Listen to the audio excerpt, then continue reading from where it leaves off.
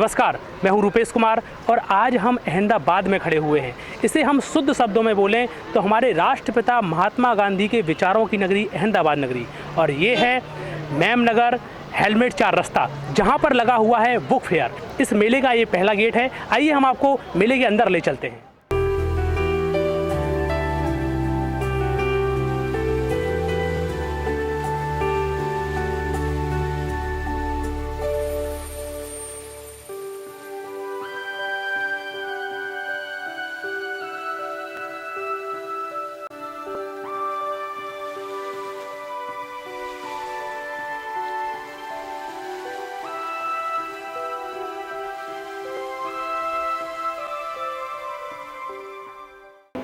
इस book fair में बहुत सारे NGOs के स्टॉल लगे हुए हैं, आध्यात्मिक संस्थाएं और भारतीय संस्थाओं के भी स्टॉल लगे हुए हैं। साथ ही साथ विश्व के महान लेखकों की भी किताबें यहाँ पर मिल रही हैं। बुक फेयर इसका मतलब एक किताब से होता है और किताब एक विचार होती है। आइए हम आपको ले चलते हैं स्टॉलों की ओर। आप देख सकते हैं हमारे बाईं ओर लगा हुआ है पूज्य संत आसाराम जी बापू द्वारा प्रेरित महिला उत्थान मंडल का स्टॉल। आप देख सकते हैं यहाँ पर साहित्य स्टॉल लगा हुआ है। इसके ऊपर बहुत अच्छा सुवाक्य लिखा हुआ है कि जिस घर में सत्य साहित्य नहीं है वह घर नहीं शमशान है। नमस्कार। जिस तरीके से यहाँ पर लिखा हुआ है कि संत आसाराम जी बापू द्वारा प्रेरित महिला उत्थान मंडल संगठन, हर संगठन के पीछे कुछ उद्देश्य होते हैं। ये उद्देश्य हर संगठन को मजबूत बनाते हैं। पूरे भारत भर में आपका संगठन किस तरीके से काम करता है, इस संगठन के क्या क्या उद्देश्य हैं? महिला उत्थान मंडल परम पूज्य बापूजी ने शुरुआत की इसकी 2010 में, और इसका उद्देश्य है कि आज जो हमारा समाज है जिसमें महिलाएं पश्चिमी संस्कृति के प्रभाव में बहती जा रही हैं, तो वो पुनः अपनी भारतीय संस्कृति की तरफ आएँ। और उनका आजकल देखिए पढ़ाई लिखाई, शारीरिक बौद्धिक विकास के लिए तो बहुत कुछ हो रहा है, लेकिन आध्यात्मिक विकास जो कि हमारी संस्कृति का मुख्य स्तंभ है, जो आज गिरता जा रहा है, उसको उठाए रखने के लिए और महिलाओं की एक सम्माननीय परिस्थिति समाज के अंदर बनी रहे, इस हेतु पूज्य श्री चाहते हैं कि बहनों का शारीरिक, बौद्धिक व आध्यात्मिक विकास भी हो, वह संस्कारी महिलाएं हों। जिस तरीके से यहाँ पर बहुत सारे साहित्य रखे हुए हैं, आप देख सकते हैं कि यहाँ पर कर्म का काट सिद्धांत, दिव्य शिशु संस्कार, नारी तू नारायणी, दिव्य प्रेरणा प्रकाश जैसी बहुत अच्छी साहित्य रखे हुए हैं। आप सामने भी देखें कि बहुत अच्छे सुवाक्य भी लिखे हुए हैं। एक नए संस्कार जो लोगों को मिल रहे हैं, यहाँ पर LED भी लगी हुई है, उसमें पूरा संत आसाराम जी बापू जी के सत्संग भी यहाँ पर दिखाए जा रहे हैं। यहाँ पर LED के माध्यम से और प्रोजेक्टर के माध्यम से भी बहुत अच्छी सी प्रदर्शनियों का समाज को लाभ दिया जा रहा है। वैसे जिस तरीके से यहाँ पर साहित्य लगे हुए हैं, आपके संगठन में कौन कौन से मुख्य साहित्य हैं जिसके माध्यम से आप देश में प्रेरणा देती हैं? हमारे आश्रम के मुख्य साहित्य में आता है नारी तू नारायणी, दूसरा है दिव्य प्रेरणा प्रकाश जो युवाओं के लिए है, तीसरा है भगवद गीता जिसका प्रचार पूरे विश्व में हम करते हैं, और बच्चों के लिए है बाल संस्कार केंद्र, और अभी जनवरी में ही महिला उत्थान मंडल के द्वारा दिव्य शिशु संस्कार पुस्तक प्रकाशित हुई है, और इस पुस्तक के द्वारा बहुत सारी महिलाओं ने लाभ उठाया है। दिव्य शिशु उनके घर में आए हैं और कईयों के अनुभव भी इस पुस्तक में दिए गए। भारत भर में इन पुस्तकों का प्रचार होता है आपके संगठनों के द्वारा। जिस तरीके से यहाँ पर ये दिव्य प्रेरणा पुस्तक रखी हुई है, युवा धन सुरक्षा, इसका भी भारत भर में काफ़ी प्रचार प्रसार देखा गया था। इसके विषय में आपका क्या कहना है? आज के युवान जो पाश्चात्य संस्कृति के प्रभाव में आकर के पथभ्रष्ट होते जा रहे हैं, उनको सही मार्गदर्शन देने के लिए पूज्य श्री ने दिव्य प्रेरणा प्रकाश जो प्रतियोगिताएं भी शुरू करी हैं देश भर में, और करोड़ों की संख्याओं में इस पुस्तिका का वितरण भी हुआ है, और युवानों को एक नई दिशा भी मिली है जीवन जीने की, जिससे काफ़ी सारे युवान जो हैं पथभ्रष्ट होने से बचे हैं। हम आपको बता दें कि पुस्तक एक विचार होता है, और ये विचार अगर मनुष्य अपने जीवन में ग्रहण कर लेता है या धारण कर लेता है, तो फिर वो अपने जीवन में चार चांद लगा देता है और महापुरुष बनने में देर नहीं लगाता। जिस तरीके से इन्होंने बताया कि युवा धन सुरक्षा के माध्यम से पूरे देश भर में युवाओं को इस पुस्तक का प्रचार प्रसार दिया जाता है, इसमें दी गई शिक्षाओं से लोगों को लाभान्वित करवाया जाता है। इस पुस्तक का प्रचार भी काफ़ी व्यापक रूप से इनके संगठन द्वारा किया जा रहा है। हम आपको बता दें कि जिस तरीके से इन्होंने श्रीमद् भागवत गीता का, इस पुस्तक का प्रचार प्रसार पूरे देश से में किया है, इससे जुड़ी हुई एक आपको घटना मैं बता देता हूँ कि पहले जब ब्रिटिश हुकूमत अंग्रेज़ों का शासनकाल चल रहा था तब एक महत्वपूर्ण चीज़ देखी जा रही थी कि अंग्रेज़ बड़े हैरान रहते थे कि आखिर ये भारतवासी इतनी ताकत, इतना उत्साह और इतना साहस किस तरीके से लाते हैं। जब उन्होंने काफ़ी शोध किया और उनको पता चला कि इनकी श्रीमद् भगवत गीता में ऐसे ऐसे सुवाक्य लिखे हुए हैं जिसके माध्यम से ये इतनी ताकत, एनर्जी क्रिएट करते हैं, वो देखने को मिलता था। तो वहाँ के ब्रिटिश हुकूमत काल के काफ़ी लोग इस चीज़ को बड़ा ही गौर से लेते थे और ऐसी साहित्यों पर बैन लगाते थे, श्रीमद् भगवत गीता जैसे साहित्यों पर बैन लगाते थे कि आखिर ये भारतवासी ऐसे विचार पाकर अपने देश के स्वाभिमान के लिए मर मिटते हैं। तो कहीं ना कहीं ये पुस्तक एक विचार होती हैं, अगर ये विचार युवा अपने जीवन में धारण कर लेता है तो उसका बहुत ही विकास होता है। इसी क्रम में हम आगे बढ़ते हैं कि ये हमारे सामने रखी हुई है नारी तू नारायणी पुस्तक। इस पुस्तक का काफ़ी भी विशेष महत्व सुना गया था, इसके विषय में आपका क्या कहना है?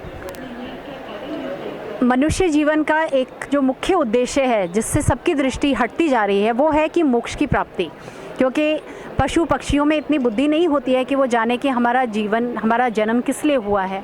लेकिन मनुष्य एक है जिसको कि ईश्वर ने स्वतंत्रता दी है क्या करना क्या ना करना और उसके आगे जानना कि साक्षात्कार क्या होता है, ब्रह्म ज्ञान क्या होता है, मोक्ष क्या होता है। आज अगर आप देखोगे तो 90% लोग वो जानते ही नहीं है इन शब्दों को, उन्होंने शायद सुने भी नहीं होंगे, लेकिन परम पूज्य बापूजी ने हम सबको इन शब्दों को सुनाया भी है, उसका ज्ञान भी दिया है और कुछ प्रतिशत तक तो मैं कहूँगी कि अनुभव भी कराया है हमको।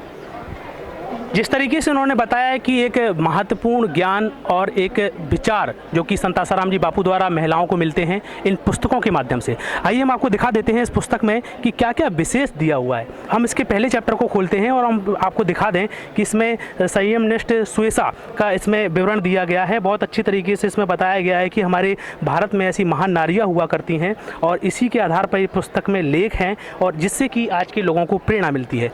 दूसरा आप देख सकते हैं कि इसमें बहुत सारी अच्छी अच्छी नारियों का वर्णन दिया गया है कि रानी कलावती का वर्णन दिया गया है। तो हम ये कुल मिला के कहें कि एक महत्वपूर्ण विचार जो कि संत आसाराम जी बापू द्वारा दिए गए इन पुस्तकों के माध्यम से और इन पुस्तकों का प्रचार प्रसार कर रहे हैं ये संगठन, कहीं ना कहीं इन संगठनों के माध्यम से हमारे भारत में एक बहुत ही बड़ी जागृति आ रही है। और भी हमसे कुछ सवाल पूछते हैं, क्योंकि मुख्य सवाल हैं।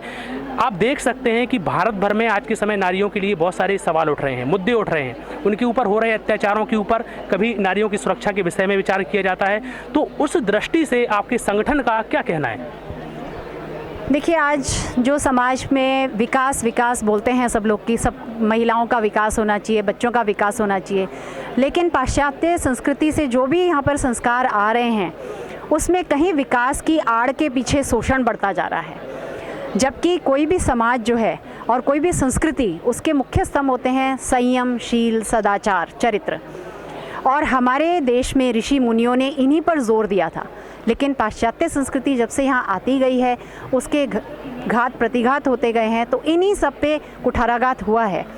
हाँ, वैसे देखोगे तो पैसा कमाने के उसमें ज़रूर विकास हो गया है, नौकरियाँ भी महिलाएं करने लग गई हैं, टेक्नोलॉजी भी जानने लग गई हैं, लेकिन जो मुख्य चीज़ है कि संस्कारवान होना, सदाचार होना, चरित्रवान होना, वह अपनी संस्कृति के बारे में, धर्म के बारे में भी जानना, इस सब से हम कहीं पीछे हटते गए हैं। बहुत ही बढ़िया इन्होंने सवाल उठाया है। इनका कहना है कि आज हमारी महिलाएं अपने संस्कारों से दूर जा रही हैं, अपने संस्कृति के वास्तविक ज्ञान से दूर जा रही हैं। तो ऐसे समय पर हमारे संतों का ज्ञान बहुत ही महत्वपूर्ण ध्यान रखता है। जिस तरीके से हमारी संस्कृति में आता है कि जब भी कोई मनुष्य पथ से भ्रष्ट होता है तो हमारे संतों ने उन्हें बहुत अच्छे मार्ग दिखाए हैं, ऐसे साहित्यों के माध्यम से ही मार्ग दिखाए गए हैं। यहाँ पर एक बहुत ही महत्वपूर्ण सवाल आ रहा है। मेरा ये कहना है कि आज की फास्ट लाइफ में लोगों को अध्यात्म की ओर बहुत ही कम झुकाव देखा जा रहा है, लेकिन ऐसे वक्त में भी अगर हम नारियों को सुसंस्कारी बनाना चाहें तो उसके विषय में आपका क्या विशेष कहना है, ये हमको बताएं। आपने सही कहा, फास्ट लाइफ है, लेकिन उस फास्ट लाइफ के साथ साथ में आज आप देखोगे कि कई लोग इतने तनाव और टेंशन में हैं कि वो लौट करके अब इन्हीं छोटे छोटे प्रयोगों की तरफ आ रहे हैं कि योगासन करते हैं, प्राणायाम करते हैं, थोड़ी बहुत मुद्राएं करते हैं और लोगों को इससे बहुत राहत मिल रही है।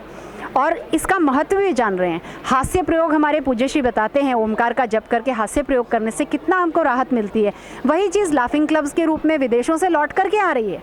योगासन जो है हमारे भारत का ही है वो, लेकिन आज उसको भी बाहर से जब वो आ रहा है तो लोग उसको महत्व दे रहे हैं। संस्थाएं योगासन के नाम पे, लाफिंग क्लब्स के नाम पे खूब पैसा भी कमा रहे हैं। तो कहीं ना कहीं हर एक को ये एहसास हो रहा है कि हमारी संस्कृति में दिए गए छोटे छोटे प्रयोग ही मूलतः हमारी हर तनाव, हमारे टेंशन सबसे मुक्ति प्रदान करने की राहत देते हैं। जिस तरीके से संत आसाराम जी बापू द्वारा प्रेरित महिला उत्थान मंडल का कहना है कि आज कैसी भी स्थिति हो, अगर नारी को महान बनना है, अगर नारी को फिर से स्वस्थ, सुखी, सम्मानित जीवन जीना है तो उसे अध्यात्म की शरण जाना ही होगा। फिर से अपने भारतीय संस्कृति के प्राचीन ज्ञान को प्राप्त करना होगा। आगे हम आपको और भी जगह ले चलते हैं। अहमदाबाद की गर्मी अपने आप में एक विशेष महत्व रखती है। ऐसी चिलचिलाती हुई गर्मी में जहां पर महिला उत्थान मंडल के सदस्य सेवाकारी जो कि यहां पर पिलास का शरबत पिला रहे हैं, आप देख सकते हैं किस तरीके से बुक फेयर में, पुस्तक के मेले में लोगों को ऐसी गर्मी में शरबत पिलाया जा रहा है। ये है पिलास का शरबत। यहाँ बुक फेयर में ये लोग 7 दिन से शरबत पिला रहे हैं, लोगों की सेवा कर रहे हैं। यहाँ पर बहुत सारे लोग आते हैं, दिन में करीब हज़ारों की संख्या में लोग आ रहे हैं। पिलास के शरबत के माध्यम से लोगों की ऐसी चिलचिलाती गर्मी में प्यास मिटाई जा रही है। उसके विषय में, इनकी सेवा को देखकर आपका क्या कहना है?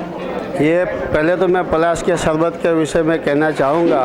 पलास इसको कहते हैं गुजराती में केसुड़ा।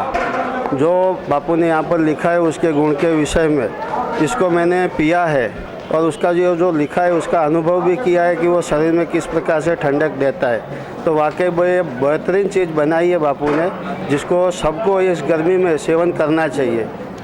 लेकिन जिस तरीके से यहाँ पर इन लोगों के द्वारा सेवा की जा रही है, इतना महत्वपूर्ण शरबत जो कि सबको नसीब नहीं होता है, कितनी प्रोसेस के बाद इस शरबत को बनाया जा रहा है और ऐसे मेले में निःशुल्क इनके माध्यम से सेवा की जा रही है, इन सभी चीज़ों को देखकर आपको कैसा लग रहा है?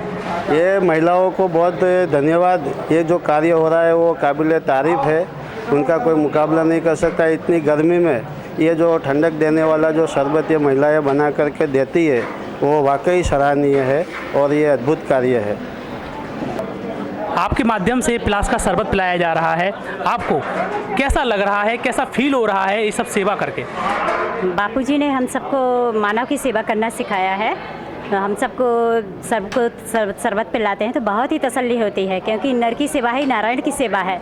बहुत ही खुशी होती है कि सबके अंदर शरबत जा रहा है तो ठंडक मिल रही है। इतनी गर्मी है, बहुत ही गर्मी है, बिकट गर्मी। इसका यही शरबत से ही गर्मी का तरीका है कि इनको सबको ठंडक मिले और हम सबको बहुत खुशी मिलती है कि चलो ये लोग शरबत पी के जा रहे हैं।